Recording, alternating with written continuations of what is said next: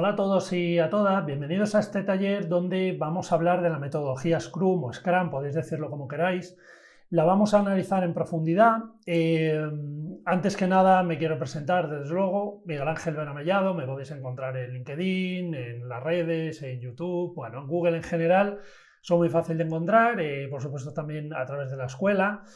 Me gusta mucho dar formación, llevo dando formación desde hace muchos años en metodologías ágiles, no solo Scrum o Scrum, que no es la única, pero sobre todo soy emprendedor, tengo mi propia empresa desde hace 7 años y a lo que nos dedicamos precisamente es a implantar, aterrizar metodologías ágiles de gestión de proyectos, sobre todo en bancas aseguradoras, farmacéuticas, aeronáuticas, empresas de TI, desarrollo de software, consultoría en general, etcétera, ¿no?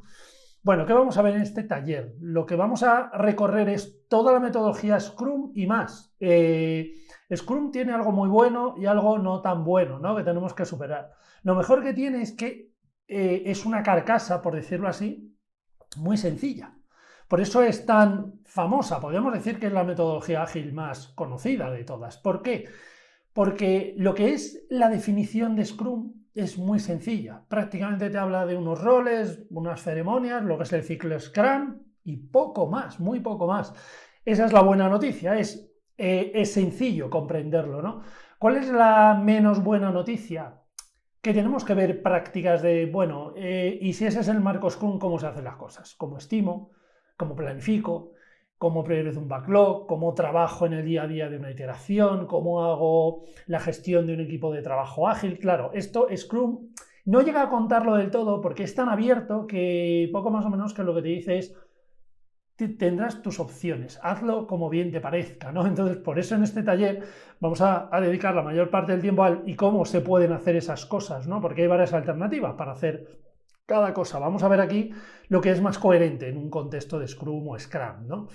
Así que principios básicos, cuál es este ciclo de iteraciones, los 3 roles que se distinguen, las ceremonias, bueno, las reuniones, es decir, ceremonias es un concepto bastante académico, las reuniones, cómo se hacen los seguimientos y luego, sobre todo, cuáles son las prácticas más comunes, más habituales y que más os van a ayudar no a saber Scrum, que es fácil, sino a llevarlo a cabo, que es donde está el quid de la cuestión, ¿no? 2 principios básicos en Scrum, trabajo incremental y trabajo iterativo. Vamos a ver. Scrum es la metodología anti-Big Bang. Cuando digo Big Bang me refiero a los proyectos, no sé, tenemos un proyecto, un contrato a 6 meses, a 8 meses, a un año. ¿A qué llamábamos, y hablo en pasado, o deberíamos hablar en pasado, a qué llamábamos Big Bang? Pues al proyecto que toma sus requisitos, hace sus construcciones, sus pruebas, sus promociones de producto intermedias y al final entrega un resultado. Bueno, pues eso no lo queremos en Scrum. Lo que queremos es trabajar, enfocarnos en productos mínimos viables, que es el enfoque contrario a este tradicional que estaba contando, ¿no? Es algo así como si tengo un proyecto a 12 meses, en lugar de dar el resultado completo y perfecto al final del proyecto, ¿no es mejor intentar aportar 11 resultados intermedios, cada uno mejor que el anterior, para que el último de todos sea el definitivo y el que más atraiga al usuario o al cliente final? Esto es el enfoque en productos mínimos viables. Esto es lo que queremos en Scrum. En Scrum lo que queremos es comprometernos, y cuando digo nosotros me refiero a los que ejecutamos, desarrollamos o llevamos a cabo la construcción. Lo que queremos es decirle a nuestro cliente que al final de cada iteración, de cada sprint, le vamos a dar algo. Ese algo no tiene que ser definitivo, no tiene que ser maravilloso, no tiene que ser perfecto, no será la última versión, pero será algo que le proporcione cierto valor. Esto es lo que persigue Scrum o persigue Scrum. Esto es lo que representan estos conceptos de iterativo incremental. Es decir, cada periodo de tiempo te doy algo que antes no tenías. Esto es incrementar, no es dar una nueva funcionalidad que antes no tenía el usuario, dar una nueva cualidad del producto que antes no existía. Esto es ser incremental, ¿no? ¿Qué es ser iterativo? Versionar, dar algo mejor de cómo lo habías entregado antes. La versión 2.0 cuando ya habías entregado la versión 1.0, ¿no? Por poner este ejemplo. Por cierto, ya que hablo de versiones y demás, hay cierta confusión con Scrum muchísima gente piensa que esto es solo para hacer software. En el mundo del software es normal trabajar en Scrum, es un enfoque que sale de manera absolutamente natural, porque en el mundo del software los requisitos son muy líquidos, cambian mucho, la indefinición es muy grande, la incertidumbre. Es absolutamente natural trabajar en Scrum o en algo muy similar. Pero esto aplica incluso a construcción, a ingeniería.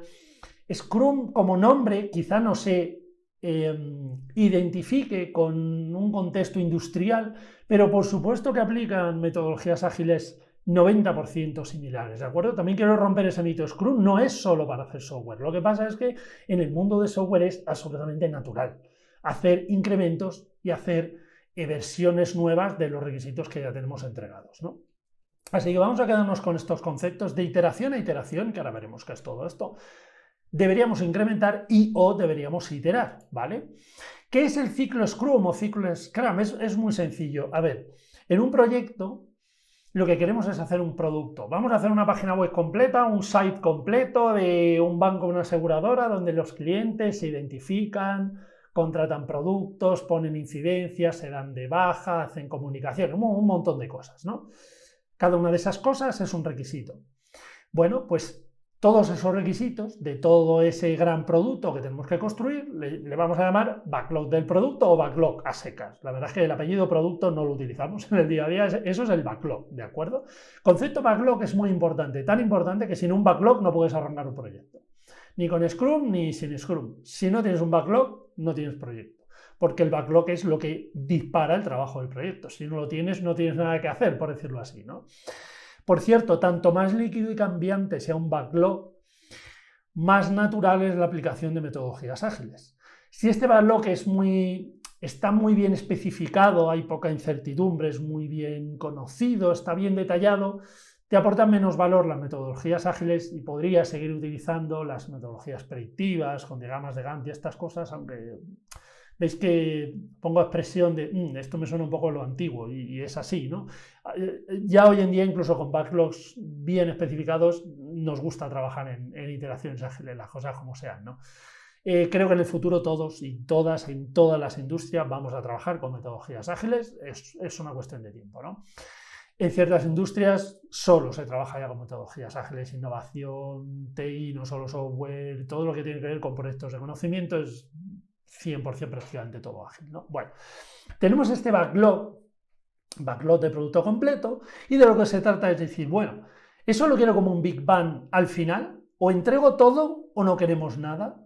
La respuesta debería ser que no. La cuestión es, ¿cómo puedo dividir este backlog para entregarlo en diversas veces? Pero no entendamos estas veces como hitos.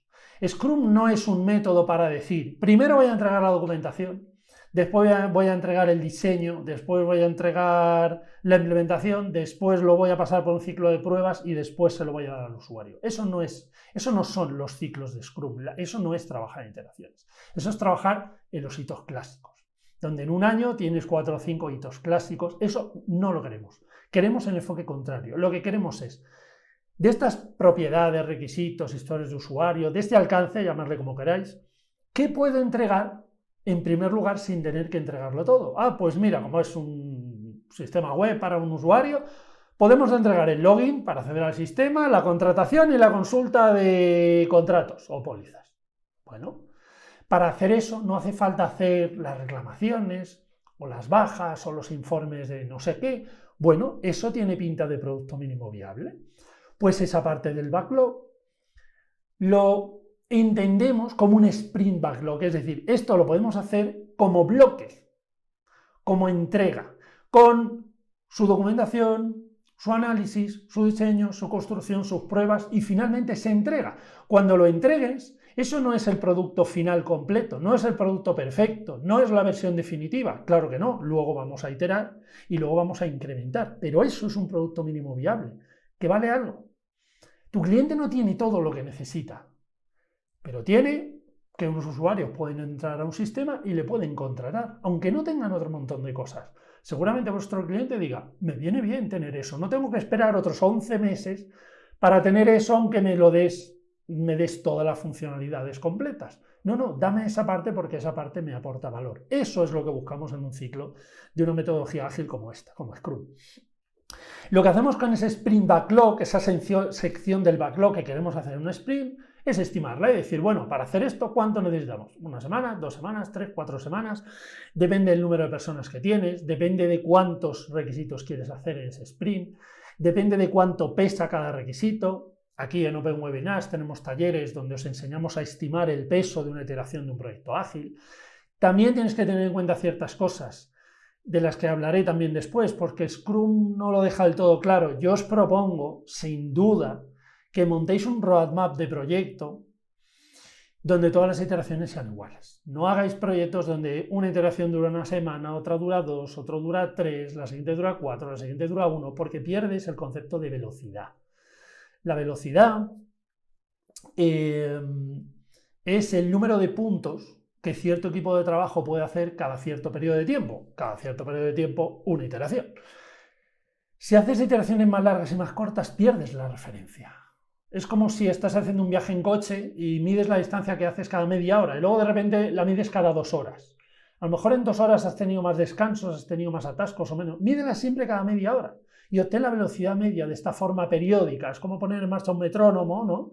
Esto que utilizan los que interpretan partituras de música, que es obstinadamente constante. ¡Pum! ¡Pum! ¿No? Eso deberían ser las iteraciones ágiles, un marcador de tiempo constante. A una semana, a 2 semanas, a 2 semanas, pero todas iguales. Porque cada vez que vayas a dividir el backlog, sabrás que si en una iteración de 15 días con 6 personas has hecho 30 puntos, ¿por qué no los próximos 15 días con 6 personas no voy a hacer otros 30 puntos igual? Seguro que no haces 30, pero si harás 27, 28, 29, 30, 31, 32, 33, ni harás 45 ni harás 12.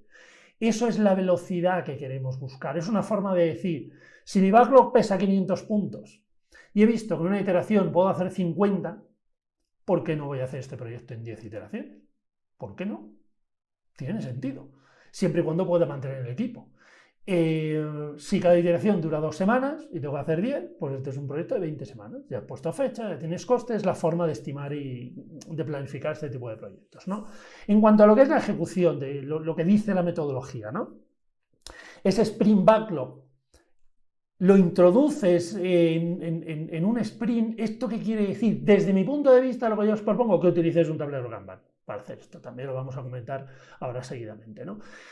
Ejecutas la iteración a una semana, a 2, a 3 o 4. Lo que veis aquí de 2 semanas es un ejemplo, debería ser entre 1 y 4. Yo recomiendo hacer iteraciones cortas. Prefiero muy mucho las iteraciones de una semana a iteraciones de 4, eso no me cabe duda. Porque en 4 semanas cambian muchas cosas.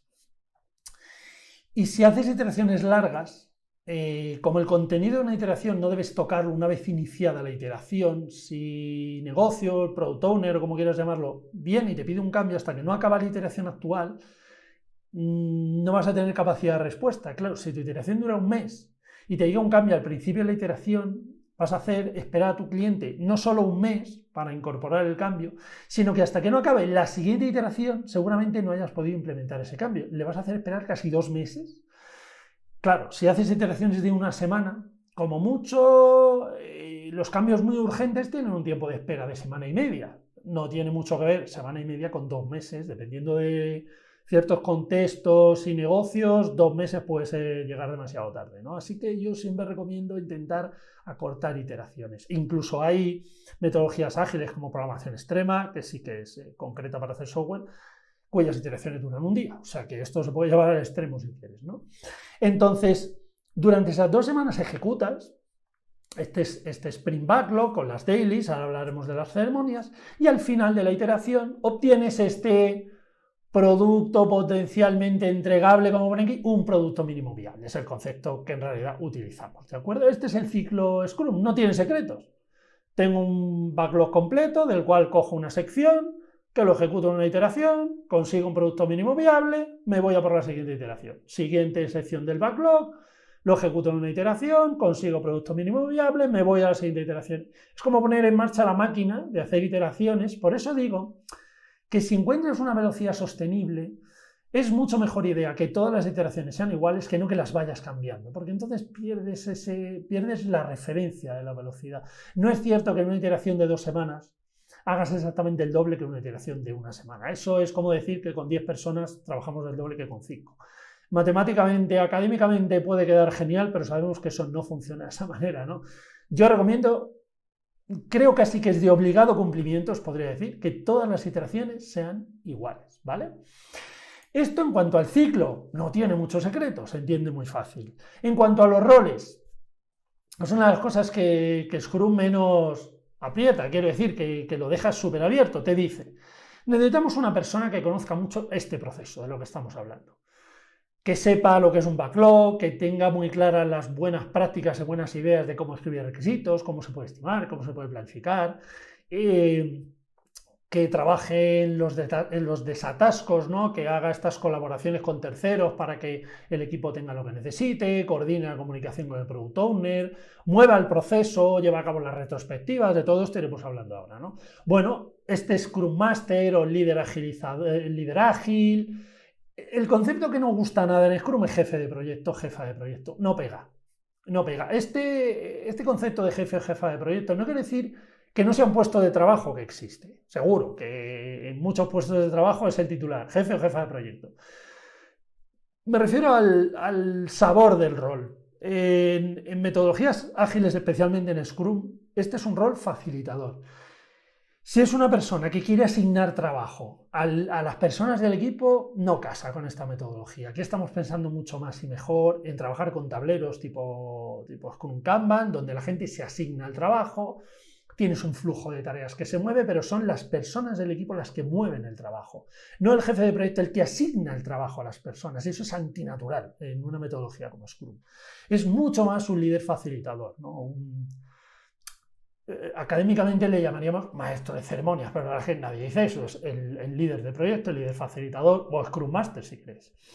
Después tenemos la persona que sabe del producto, sabe del negocio, y es el que tiene la potestad y la responsabilidad de decir qué hay que hacer y cómo de prioritario es cada cosa, que es el Product Owner.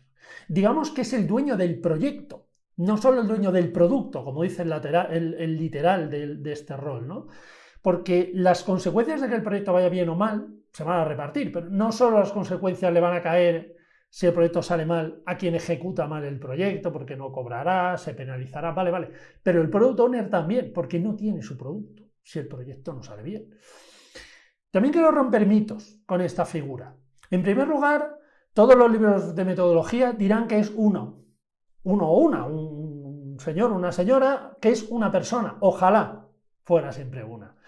En el 95% de los proyectos que llevamos a cabo no es solo uno. Tienes que aprender a...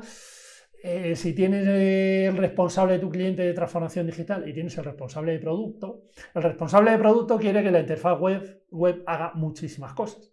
El de transformación digital quiere lo contrario, no, que haga poco en la interfaz porque tiene que ser muy usable. Tienes que aprender a compaginar esto.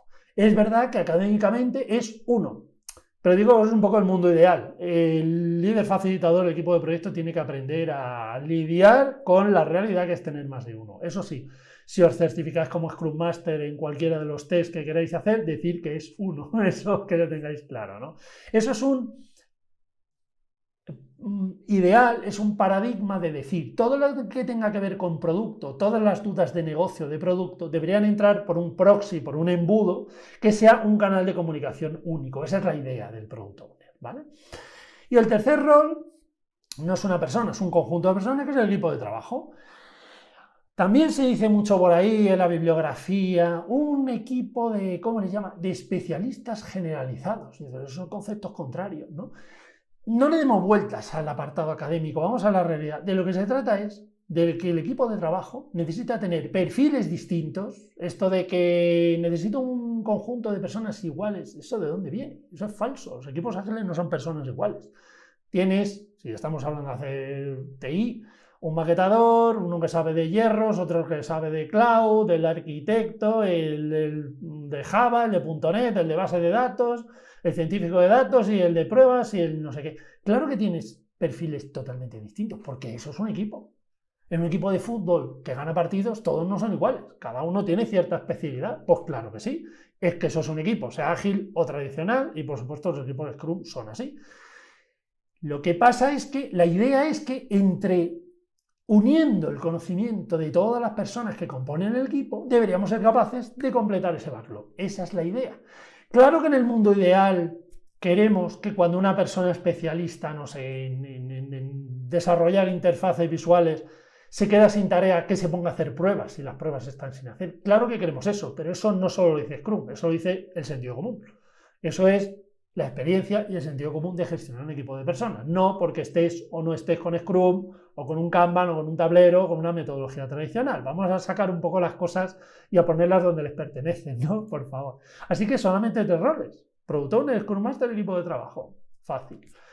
Y luego ceremonias, aunque nadie las llama ceremonias, las reuniones, que también me ayudan a dejar claro qué es una iteración. Vamos a ver, vamos a suponer este proyecto de un año, donde tenemos iteraciones de un mes o 24 iteraciones de 15 días, como queráis. Entre 2 iteraciones no hay nada. Esto tiene que quedar muy claro. Es erróneo decir que planificamos una iteración y entonces empieza la iteración. Eso no es cierto. No es cierto. En un roadmap a 12 meses con 12 iteraciones, las marcas que separan las iteraciones son como las marcas los puntos kilométricos de las carreteras. No ocupan distancia, solo es una marca. Entonces, cuando empieza una iteración, ya ha empezado el tiempo de la iteración, si las hacemos semanales, el lunes por la mañana empieza una iteración y lo primero que haces es planificar la iteración. Puede que a alguien que no tenga nada de experiencia en esto le suene un poco sin sentido. ¿Cómo empieza algo sin haberlo planificado? Sí, porque una iteración es un time box, es una caja de tiempo. Y si dura una semana, una iteración empieza el lunes a las 9 y acaba el viernes a las 3. Hagas lo que hagas dentro. Lo que hay del viernes a las 3 al lunes a las 9 en tiempo de trabajo es 0, es nada, no hay nada. Esto es importante tenerlo en cuenta. ¿Por qué? Porque cuando estimas el trabajo que necesitas para hacer una iteración, eso es todo lo que necesitas hacer en una iteración. No hay huecos en medio. De verdad que esto es importante tenerlo claro. Así que lo primero que haces al empezar una iteración es planificarla. La primera 45 minutos, hora y cuarto de toda iteración es planificarla. No decir que va a durar una semana, eso ya lo has decidido cuando has diseñado un roadmap. Lo que planificar el sprint es detallar las tareas que el equipo de trabajo tiene que hacer durante ese sprint. Eso es el sprint plan, ¿vale? También tenemos un taller, como os decía, aquí en Open Webinars, donde os explicamos cómo vencer el síndrome del hoja en blanco. Puede ser difícil planificar una iteración. ¿Cuántas tareas pongo? ¿Qué tareas pongo? ¿Y cuántas horas le pongo a cada una? Esto a veces no es muy fácil. Bueno, tenemos un taller donde os damos todo el guión, toda la guía práctica para solucionar no quiero llamarlo problema, esta circunstancia, ¿no? Cómo llevar a cabo esa práctica de forma más sencilla. Pues una vez que has planificado tu iteración, algo así como entre las 8 personas que estamos en el equipo, las 3, las 5, las 12, los que estemos aquí, tenemos que hacer 250 tareas hasta que lleguemos al final de la iteración para conseguir este sprint backlog completo. Una vez que la tenemos planificada, nos ponemos a ejecutar. Yo, desde luego, recomiendo, como voy a decir ahora después, que utilicéis un tablero Scrum, un tablero Kanban para esto, sin lugar a dudas. Las metodologías ágiles, especialmente Scrum, están pensadas para trabajarlas con radiadores de información, es decir, paneles visuales donde veamos quién hace qué, si tengo un retraso, si tengo una dependencia con un tercero, en cuánto está estimado, cuánto estoy incurriendo, qué requisito estoy haciendo, si es una incidencia, una labor de evolutivo, etcétera, etcétera, etcétera. ¿Dónde ves eso? En un tablero, muchísimo mejor que en un diagrama de Gantt o una herramienta. Por cierto, el tablero en papel o en herramienta digital, que tenemos Kanbanice, Trello, aunque Trello no lo recomiendo, Redmine, Easy Redmine, tenemos Jira, tenemos Target Process, tenemos 100.000 herramientas para hacer esto, ¿no? Herramientas digitales. Decía que nos vamos a la ejecución con un tablero, como he recomendado con un tablero, día a día llevamos a cabo la Daily Stand-Up. La Daily Stand-Up, hay muchos mitos también con esta reunión. Por ejemplo, el mito más grande que no dejo de escuchar es que es una reunión de 15 minutos.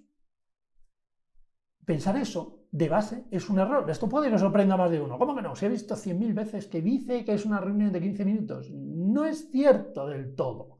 La Daily Stand-Up es una reunión que tiene un time box de 15 minutos. Eso quiere decir que no debe durar más de 15 minutos, no que tenga que durar 15 minutos.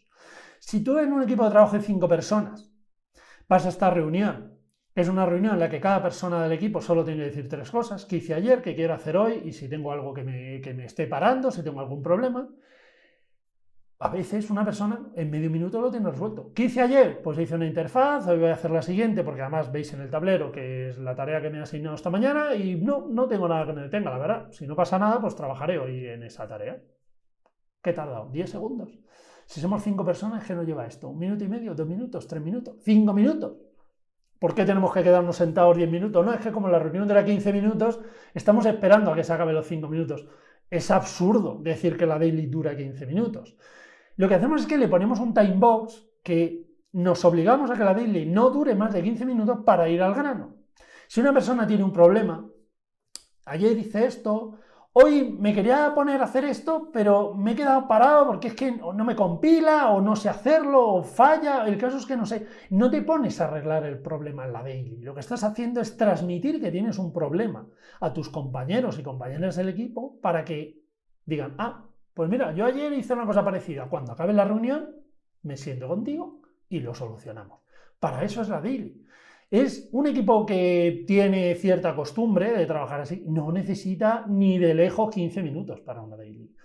Porque aquí vienen grandes desperdicios utilizando el concepto Lean. 15 minutos por 8 personas, por 220 días laborables. Echa la cuenta de las horas que te consume la daily al cabo del año y verás qué números salen, ¿no? Por eso tenemos que ser eficientes en todas las reuniones, pero la daily es una en la que especialmente tenemos que ser eficientes. Bueno, día a día llevamos a cabo esta daily. Por cierto, voy a abrir un pequeño paréntesis. Si os vais a certificar como Scrum Master, desde luego decir que la daily es una reunión obligatoria. Esto lo hemos dejado dicho. Ahora, Miguel Ángel Vera os comenta. Un equipo maduro en el uso de un tablero, que es un radiador de información muy potente, un tablero tipo Kanban. En el tablero tú sabes quién hace qué, tú sabes en qué estado está, tú sabes si tienes errores y atascos o dependencias con terceros. Un equipo muy maduro en el uso de este tablero, que también tenemos, por cierto, un taller en Open Webinar donde os contamos Kanban, cómo se diseña, cómo se lee, cómo se usa. Si eres maduro haciendo eso, pensar un momento, todas las personas del equipo saben quién está haciendo qué, sí. ¿Qué hizo ayer? Sí, porque tenía ciertas tareas asignadas a esa gente. ¿Qué está haciendo hoy? Sí, porque es la tarea que tienen asignada. Y si tienen un problema, también lo saben, porque codificas los problemas y las dependencias con ciertos colores y marcas en el tablero. Un equipo muy maduro en el uso de un tablero se puede ahorrar la daily. Pero esto lo he puesto entre paréntesis y el que se vaya a certificar Scrum Master que no lo diga nunca en el test de certificación, que diga que la daily es obligatoria. Porque decir que no es obligatoria te lleva, casi te empuja a las malas prácticas de ya no tenemos la daily y el equipo empieza a descoordinarse. Es normal que en certificaciones como Scrum Master te insistan que es obligatoria, ¿eh? En el fondo es normal. Pero quiero dejarlo esta reflexión de no es mejor madurar en el uso de un tablero, simplemente lo dejo dicho, ¿no? Porque luego el día a día es un poco lo que manda, lo que funciona, lo que no funciona. Vamos detrás de las buenas ideas, no solo de las buenas prácticas. Bueno, cuando pasan los días de la iteración, tenemos la reunión de todo producto. Ojo, no es que termine la iteración y entonces tenemos la review o demo. Eso es una forma muy incorrecta de hablar. Cuando acabamos el trabajo técnico, es decir, todas las tareas del tablero están en su columna hecho, done o llámala como quieras, nos vamos a la reunión de 100% producto. Lo que hemos generado es esto, tiene esta pinta, queda así, es lo que hace, se habla solo de producto. No tiene mucha historia esta reunión, os dejo otra reflexión. El Product Owner es una figura que está cerca del equipo, quizá no físicamente, quizá no está 8 horas todo el día con nosotros, ni ganaje tenemos, me refiero a que es una figura que está disponible cuando tenemos una duda, le vamos diciendo, oye, como estoy haciendo esto, ¿qué quieres que ponga? ¿Usuario? ¿User? ¿U2 puntos? ¿O que no ponga nada? ¿No? Ese tipo de preguntas ya de detalle, que lo que no está detallado en una historia de usuario necesita que el Product Owner te lo vaya detallando para implementarlo. Si ha existido muy buena comunicación entre el equipo del Product Owner, pensarlo, reflexionar sobre, ¿no crees que en la demo lo que le vayas a enseñar ya lo sabe? Hay un mito sobre la demo, y es algo así, la demo review, la llamamos de las dos maneras. Mucha gente cree que la demo es una reunión en la que el equipo le muestra el producto al Product Owner. Lo que yo digo es que académicamente eso queda muy bien, genial pensar así, pero en la práctica, si te hace falta que un equipo le enseñe a un Product Owner lo que ha hecho iteración, es que la comunicación con el Product Owner no es todo lo fluida que debería. Desde mi punto de vista, la review perfecta es aquella en la que el Product Owner le muestra el producto a otros interesados, léase sus jefes, el responsable de transformación digital, el responsable de negocio del área de al lado para que sepa lo que se está haciendo en su área. El dueño de ese resultado es el Product Owner, es que ya lo dice su rol. Pero eso no siempre se hace. Pero si lo pensáis bien, en realidad esa sería la review de verdad. La que aporta valor de verdad es esa. En la que un equipo le enseña al Product Owner lo que ha hecho, para eso no hace falta una demo. Eso lo estamos haciendo casi todos los días, ¿no? Pensar un poquillo en esto. Y después de la reunión de review, de demo, de producto, tenemos la reunión todo proceso.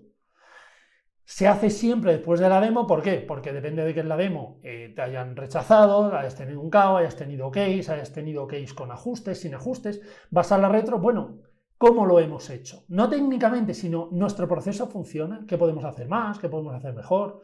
¿Qué se nos ocurre dejar de hacer porque no aporta valor? ¿Cuál es la salud del equipo de trabajo? Hay muchas técnicas posibles en las que un facilitador puede aplicar una retrospectiva pues para ver un poco por qué las cosas van mal, por qué van regular, si van bien, qué podemos hacer para que vayan mejor. Es una reunión de todo proceso, por decirlo así. Así es que una iteración es una caja de tiempo que una vez arrancada se planifica, día a día la llevamos con un tablero, tenemos esta reunión de daily. Al final tenemos una reunión todo producto, tenemos una reunión de mejora continua de proceso y acaba la iteración. ¿Qué pasa a continuación? Que empieza la iteración siguiente. Eso es lo que sucede, ¿de acuerdo? Y lo que es la carcasa, como me gusta llamarla a mí, de Scrum, no cuenta nada más. Scrum te dice ceremonias, 3 roles, es iterativo incremental, y tenemos un ciclo de iteraciones donde cada una produce un producto mínimo viable. Eso es lo que te piden para certificarte como Scrum Master, ¿no? Y dices, bueno, pero aquí hay muchas cosas que me han quedado por saber, evidentemente. Lo que cuenta es la práctica, que es lo que quiero repasar ahora. Hay cosas que Scrum no termina de cubrir del todo, pero si no las sabes, creo que lo tienes muy complicado para empezar a trabajar con una metodología así. Que tengas claro, por ejemplo, que es un backlog. Un backlog no es solo una pila de requisitos. Hay que entender que un backlog nace para cambiar. Es lo que llamamos grooming del backlog. Además, el backlog no es solo una pila de requisitos. Si solo tienes una pila de requisitos, eso se llama pila de requisitos, no se llama backlog. Un backlog es una pila de requisitos priorizada con una técnica como Moscow, como Kano, es decir, ¿qué importa más? Dentro de lo más importante, ¿qué tiene algo menos de prioridad? ¿Qué tiene prioridad media? Y que es un, bueno, si podemos hacerlo bien y si no, no pasa nada, ¿no? Lo tienes hablando un poco en plata, esto es la técnica Moscow, ¿no? Una pila de requisitos priorizada y además estimada y no en horas. Bueno, no está prohibido estimarlo en horas, pero desde luego no os recomiendo nada en absoluto la estimación en horas de requisitos. No lo hagáis. Tenemos un taller en Open Webinars donde os explicamos cómo hacer un roadmap con Planning Poker y en otro taller explicamos cómo averiguar cómo darle fiabilidad y saber cuántas horas de trabajo supone un sprint backlog. Bueno, por favor, no estiméis en horas requisitos. Me parece que no es una mala práctica, pero me parece una muy mala idea.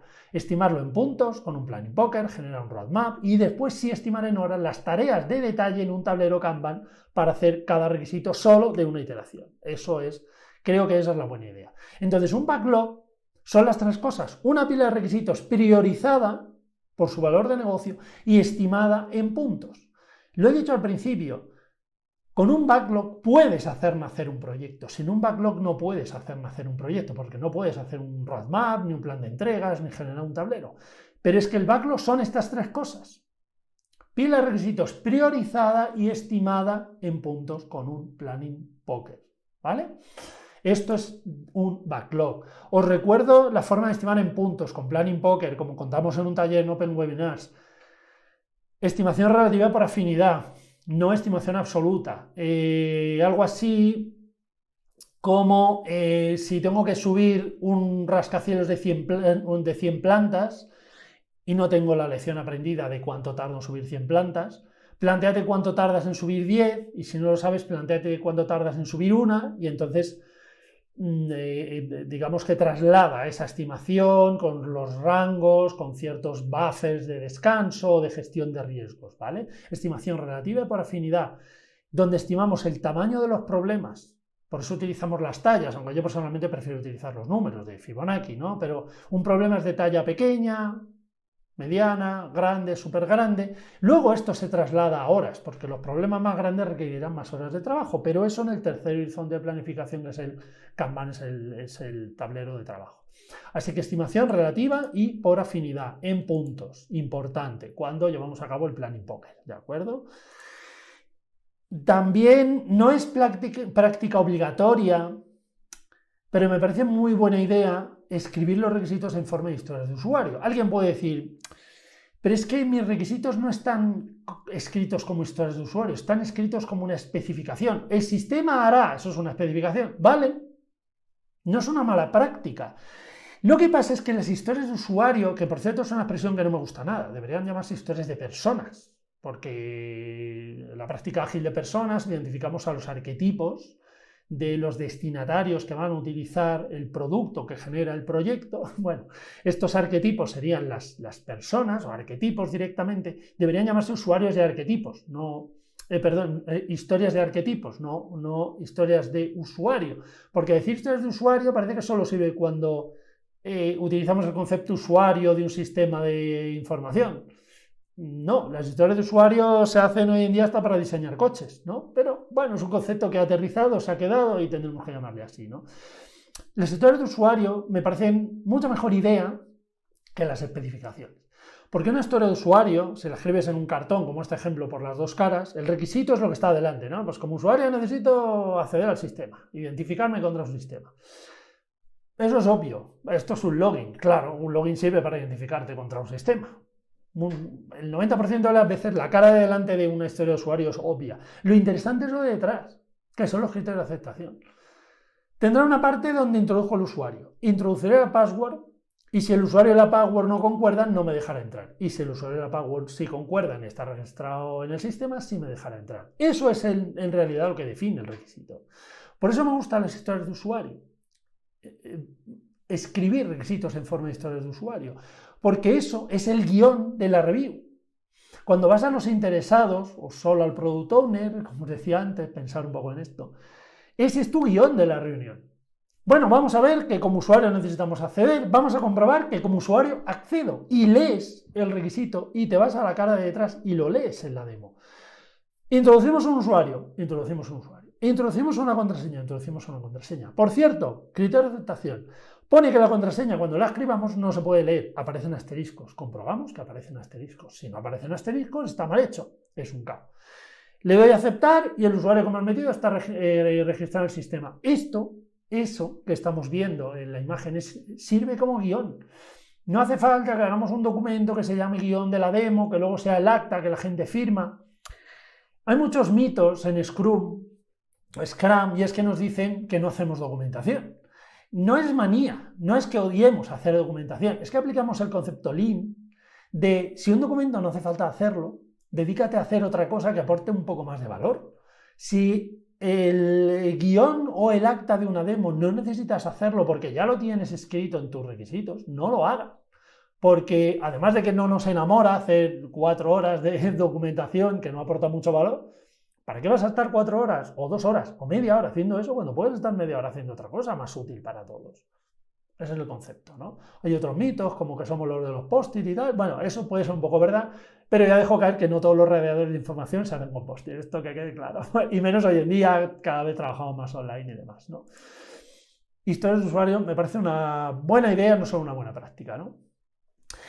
Algo central que contamos en un taller aquí en Open Webinars, que es muy valioso para estimar una iteración, para resolver la pregunta de cuántas horas de trabajo necesito, cuántas personas necesito para llevar a cabo una iteración y sacar con esto presupuestos de proyecto y duraciones de proyecto, utilizar la definición de hecho. Todos los requisitos de un proyecto, repito, y esto lo digo despacio porque hay mucha confusión con esto, todos los requisitos de un proyecto tienen la misma definición de hecho. No confundáis la definición de hecho de un requisito con los criterios de aceptación de un requisito. Lo digo de nuevo porque esto crea muchos problemas. No confundáis la definición de hecho de un requisito con los criterios de aceptación de un requisito. La definición de hecho es un checklist. La definición de hecho de un requisito es algo así como: tenemos que hacer 2 documentos, tenemos que hacer una implementación en 7 capas tecnológicas, tenemos que hacer 4 tipos de pruebas, tenemos que pasar el requisito por 5 entornos distintos: desarrollo, pruebas, integración, pruebas integradas, pre y pro, y tenemos que tener validación del usuario. Es decir, acabo de nombrar 5 tipos de documentos, 7 capas de arquitectura 12, 5 tipos de prueba 17, 5 entornos 22, más una condición que es cumplir los criterios de aceptación. Acabo de dar una lista de 25 condiciones que todos los requisitos del proyecto tienen que cumplir. Haga lo que haga cada requisito y cada uno tiene sus criterios de aceptación. Todos tienen su documentación, su diseño, su análisis, su implementación, sus pruebas, sus despliegues, etc. La definición de hecho es la misma, lo digo por tercera vez, para todos los requisitos de un proyecto. ¿Por qué es tan importante?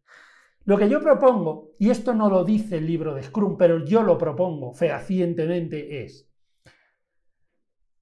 si tu definición de hecho son 25 condiciones para cada requisito, en general no todos tienen por qué cumplir las 25, pero en general vamos a pensar que sí, ¿por qué no piensas que para cumplir este requisito necesito poner 25 tareas y para el siguiente otras 25 tareas? Porque cada tarea sirve para completar una condición de hecho de un requisito. Así es como yo, que soy un líder facilitador, propongo planificar iteraciones. Si tengo 5 requisitos y mis condiciones de hecho son 20, pongo 100 tareas. A algunos les sobrará alguna, a algunos les faltará alguna. Mira, en este hay que hacer una integración y otra cosa, ¿vale? Ponen las tareas.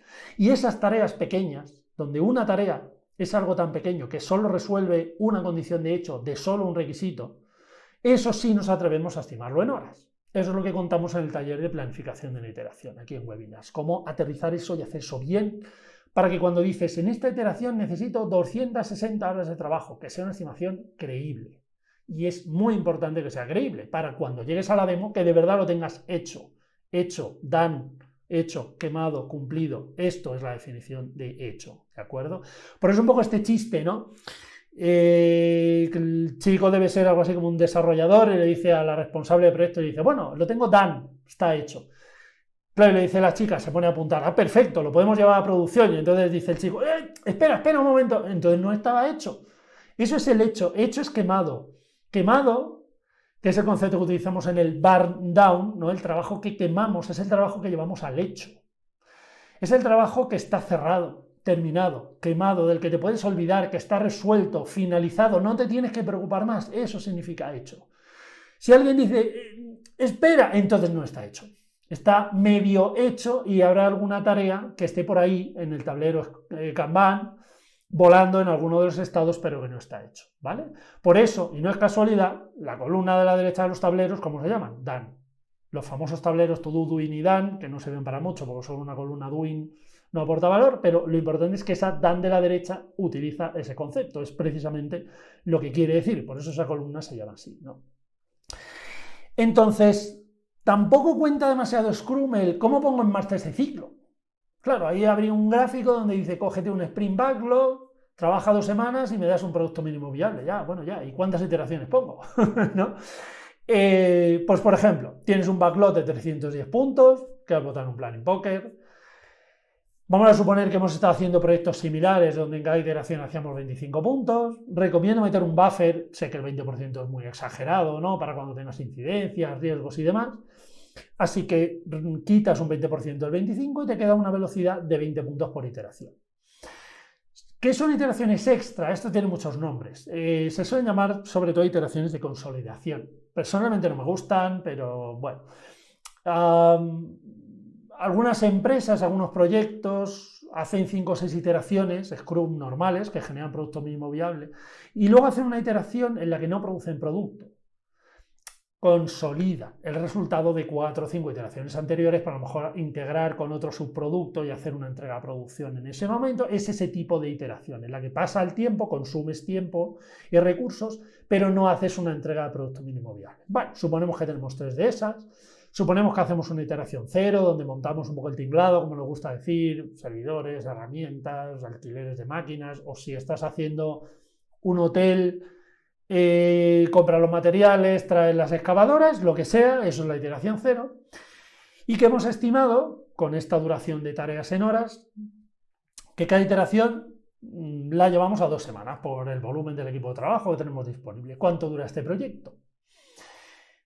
Si tenemos una velocidad de 20 puntos por iteración, tenemos 310 puntos, en 15 no se puede hacer, necesitamos 16. Aunque iba a decir, en la última nos sobren 10, eso no es del todo así, no deberías dejar el resto, todo lo que sobra para la última, deberías poner cierto buffer en todas las iteraciones. 16, 3 extra 19, iteración 0, 20, a 2 semanas tenemos un proyecto de 40 semanas, ¿no? Es el típico ejercicio que hacemos para diseñar un roadmap, que es algo así, ¿no? Es un corte, una línea de tiempo, mejor dicho, con cortes, donde cada corte es una iteración. Yo digo mucha iteración, en el mundo Scrum el concepto correcto es sprint, pero son absolutamente sinónimos. Iteración o sprint significan absolutamente lo mismo, ¿vale? Roadmaps de todos los colores, de todos los sabores, hay gente que lo hace dándole nombre al producto mínimo viable que genera esa iteración, hay gente que no, hay 100.000 alternativas. El roadmap es el mapa del proyecto donde digo cuántas iteraciones tenemos, cuál es el contenido esperado de cada iteración, el sprint backlog esperado de cada iteración. Si juntas todos los sprints backlogs, tienes el backlog completo del producto, que sería el alcance del proyecto. ¿Qué es lo mejor que tienen estos mapas de historia, release plan, roadmap, llamarlo como queráis? Que es muy fácil de cambiar. Tú tienes cada tarjeta que es un requisito, una tarjeta votada con 3 puntos, la mueves de iteración, es muy visual, muy fácil de cambiar. Si mueves algo de 5 puntos a otra iteración, tienes que sacar algo de 5 puntos de esa iteración. Así es como se gestionan los cambios, ¿no? Es muy maleable, es muy visible, ayuda muchísimo a las conversaciones con negocio para gestionar el cambio, ¿no? Y también recordaros cosas del Kanban. Tenemos un taller en Open Webinars donde os enseñamos a vencer la guerra del Kanban, como me gusta decir, que es una guerra de 3 batallas. Que o superas las 3 batallas o no llegas a utilizar un Kanban. La primera es el diseño del Kanban. Antes decía, un Kanban que sea to do, doing y done, eso no es un tablero Kanban, porque que las cosas hay que hacerlas, se están haciendo o estaban hechas. Eso ya lo sabíamos antes de ver nada de esto, ¿no? Eso es evidente, que las cosas hay que hacerlas, se están haciendo o están hechas. El Kanban es justamente lo de en medio. El to-do es el nombre que le damos a todo lo que hay que hacer y el done es el sitio, el repositorio donde ponemos todo lo que hemos terminado. Pero son exactamente las 2 columnas que nos aportan casi valor. El tablero es exactamente lo de en medio, ¿no? Entonces, claro, si no tenemos más columnas, solo tenemos un doing, pues eso no aporta valor. Por eso tenemos un taller donde a pleno detalle os explicamos cómo diseñar el tablero Kanban, que es la primera batalla, cómo usarlo y cómo leerlo, porque el tablero Kanban no se lee como un diagrama de Gantt, tiene otra filosofía detrás, son prácticas que hay que tener muy bien asumidas para poder ejecutar iteraciones ágiles. Eso que decía con Scrum, te dice, tengo un ciclo de iteraciones de unas 4 semanas, pero no te ayuda más, no te dice que luego utilices un Kanban, te lo deja optativo. Es como si en Scrum, para iteraciones de un mes, pudieras utilizar un diagrama de Gantt.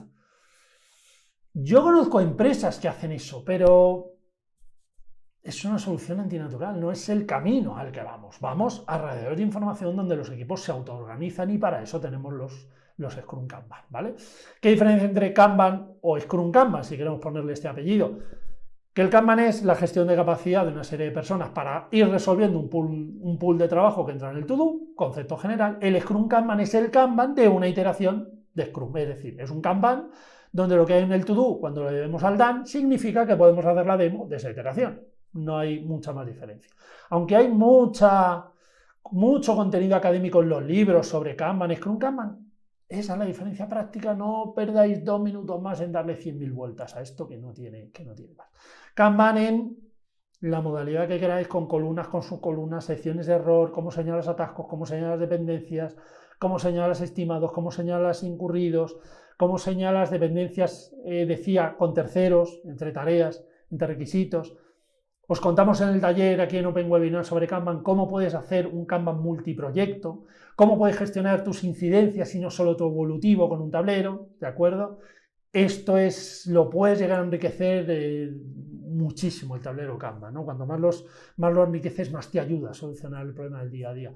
En un proyecto con Scrum o Scrum, el 3% del tiempo te lo pasas conformando el backlog, jugando al Planning Poker de manera inicial, montas el roadmap, el mapa de historia, eso es el 3% del proyecto. El 97% del proyecto te lo pasas utilizando el tablero. Bueno, te lo pasas haciendo trabajo técnico, pero me refiero a que la gestión del trabajo, el 97 o 98% del tiempo de un proyecto es la visualización del tablero. ¿De acuerdo? Eso por delante. ¿Cómo se hacen los seguimientos? No hace falta hacer informe de seguimiento en un proyecto con Scrum.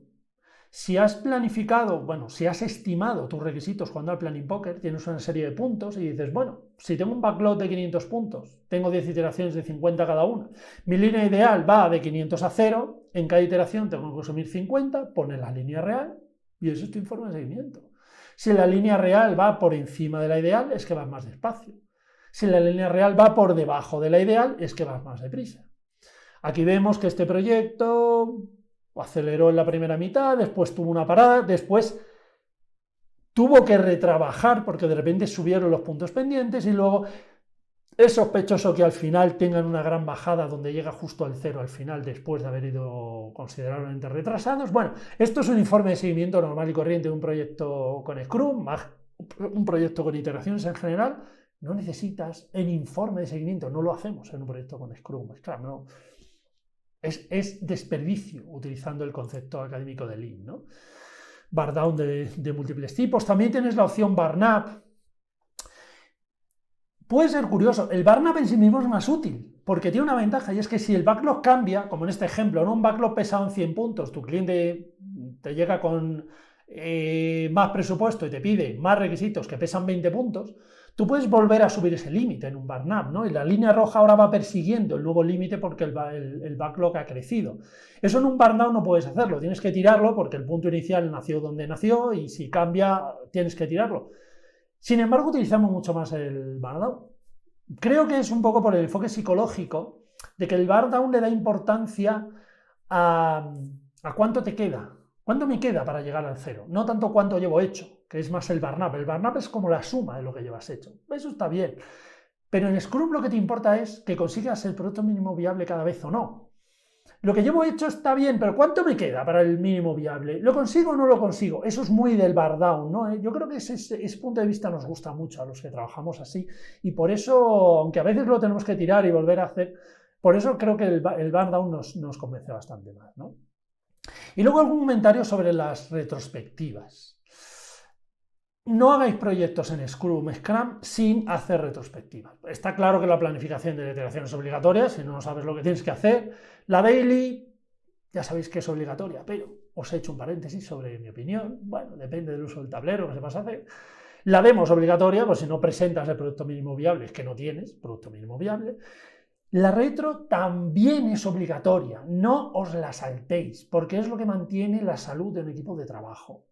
Hacemos muchos juegos, la retrospectiva es una reunión muy del facilitador, depende mucho del facilitador que lo lleve, qué cosas puedes hacer, ¿no? Hacemos muchos juegos, el juego numerito de la palabrita para tomarle la temperatura al equipo de trabajo, si el equipo está animado o no está animado, si lo lleva bien, si está motivado, si se ve con ritmo y demás. Hacemos el timeline, línea de tiempo como esta, ¿no? Donde dices qué ha sido positivo, qué ha sido negativo en una iteración. Muy importante el radar, me parece fundamental, donde preguntas a la gente, bueno, ¿qué os ocupa y os preocupa aquí?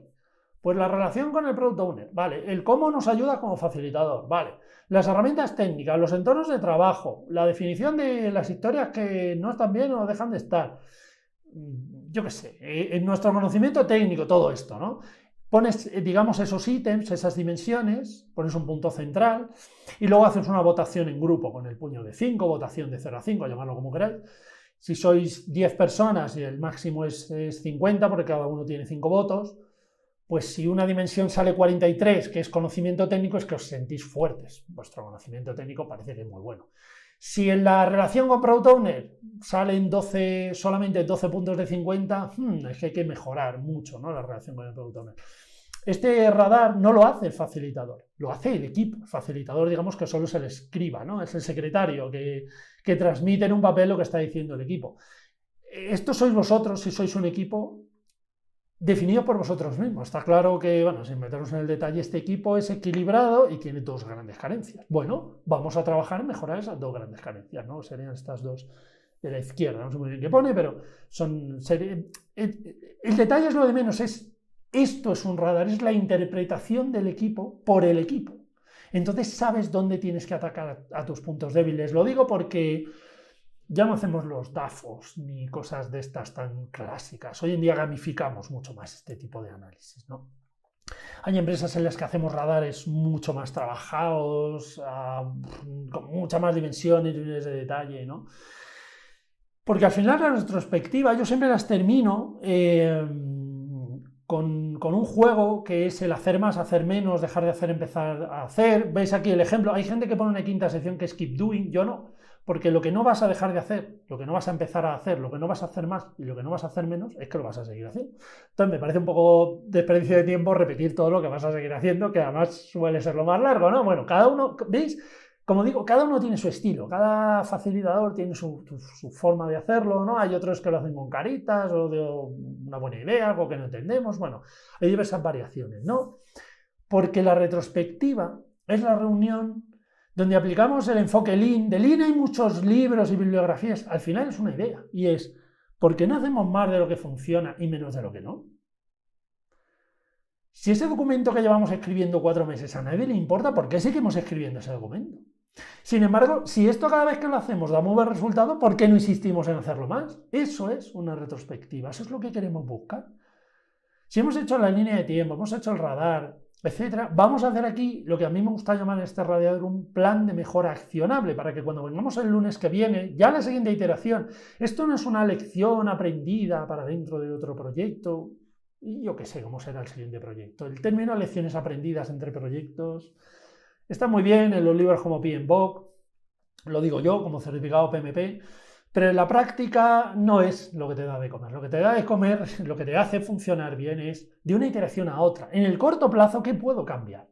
Para que mi vida, nuestro proyecto vaya un poco mejor, o al menos vaya un poco menos mal de lo que venía yendo hasta ahora. Esto es lo que hacemos en una retrospectiva, por eso no puedo más que recomendaros que siempre hagáis retrospectivas. Creo que es muy importante esta reunión semana a semana, iteración a iteración. Bueno, creo que hemos recorrido por completo Scrum, los roles, las ceremonias, el ciclo, las reuniones, los horizontes de planificación. Os propongo estimar en puntos con un Planning Poker, generar un roadmap, generar este mapa de requisitos, mapas de entregas.